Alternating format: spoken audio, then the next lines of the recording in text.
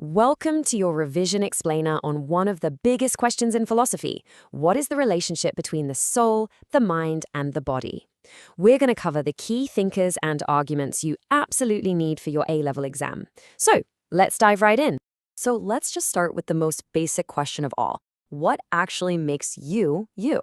I mean, really think about it. Is it your physical body, your brain, your DNA? Is it all your memories and your personality? Or could it be something else, something non-physical entirely? You know, philosophers just love these kinds of puzzles. They're not just fun little riddles. They're designed to really test our gut feelings about who we are.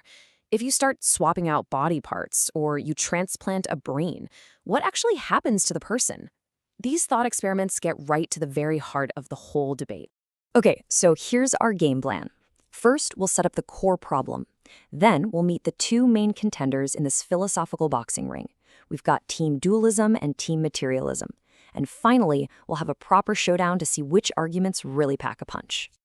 All right, let's get down to business. For literally centuries, the greatest minds have been wrestling with one fundamental question. What is the real relationship between our thoughts and our physical bodies? So here's what it all boils down to.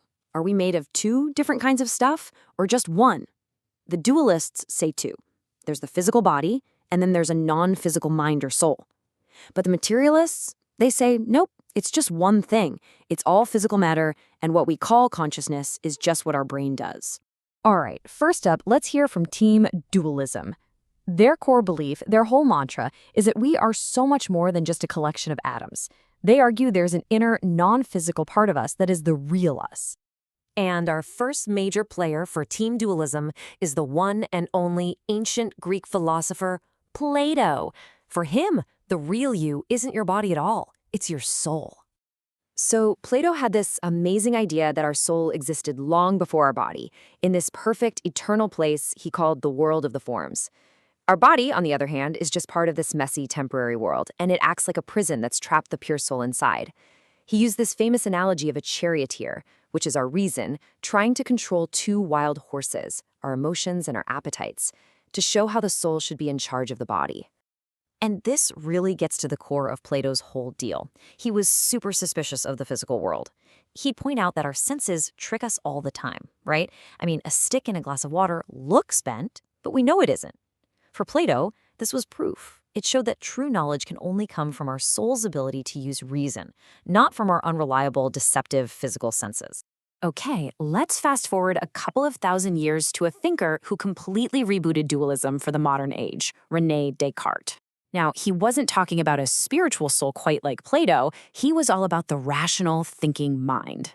So Descartes' method was pretty extreme. He decided to doubt absolutely everything. He imagined an evil demon could be tricking him into thinking he had a body, that the whole world was just an illusion. But he realized there was one thing he couldn't possibly doubt, the fact that he was doubting. And doubting is a form of thinking. This led him to his world-famous conclusion, cogito ergo sum. I think, therefore I am. Because he could be certain he had a mind, but not a body, he argued they had to be two totally separate things. Okay, let's hit pause and switch over to team materialism.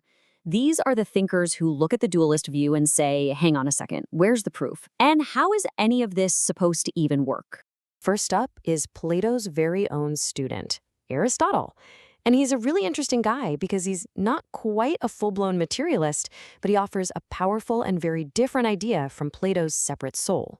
For Aristotle, the soul isn't some separate ghost living inside the body. No, for him, the soul is the form of the body. Okay, think of it like this, and we'll see this in a second. The wax of a candle is the matter, but its shape and its ability to be a candle is its form. You just can't separate the two. In the same way, the soul is what gives our body its shape, its function, its purpose, its aliveness. So for Aristotle, it's simple. When the body dies, the soul is gone too.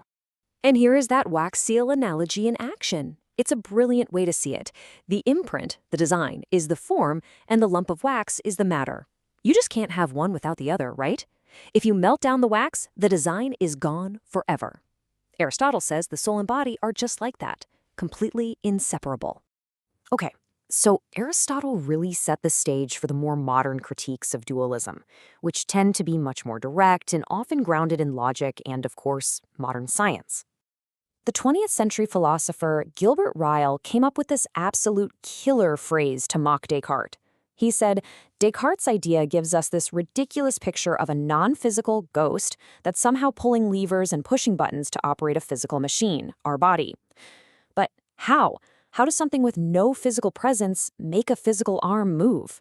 This is what's known as the problem of interaction. And honestly, it's the biggest headache for dualism. If the mind has no size, no location, no physical properties at all, how in the world can it cause physical events to happen? It's a question that dualists have really struggled to answer convincingly. So, Ryle's big argument was that Descartes had made what he called a category error. The example he gave is perfect. It's like a tourist visiting Oxford. They get a tour of all the colleges, the libraries, the labs, and at the end they ask, okay, great, but where is the university? They're making a mistake, right? They don't get that the university isn't another building. It's the way all those other bits are organized. And Ryle said the mind is the same. It's not another thing alongside the body. It's just how we describe all the clever things the body does. And modern materialists really build on this. Richard Dawkins, for example, just completely dismisses the idea of a supernatural soul. He calls this soul one, as nothing more than unscientific mystic jelly. And philosopher Daniel Dennett attacks that old idea that there's a single point in our mind where it all comes together like a little person watching a movie. He calls that the Cartesian theater and says it's a total myth. For him, consciousness is just a ton of different brain processes all happening at once. Okay, let's bring it all home for your all-important AO2 evaluation. Remember, to get those top marks in an essay, you have got to be able to weigh up the strengths and weaknesses of each side of the argument. So let's lay it all out. The big strength for dualism is that it really seems to explain our gut feeling that we have a private inner self. Plus, it makes sense of an afterlife. But its killer weakness? That interaction problem. Materialism, on the other hand, is scientifically strong, and it has no interaction problem. But its big weakness is that it can feel a bit cold. It struggles to explain qualia. That's the actual subjective feeling of what it's like to see the color red or to feel sad.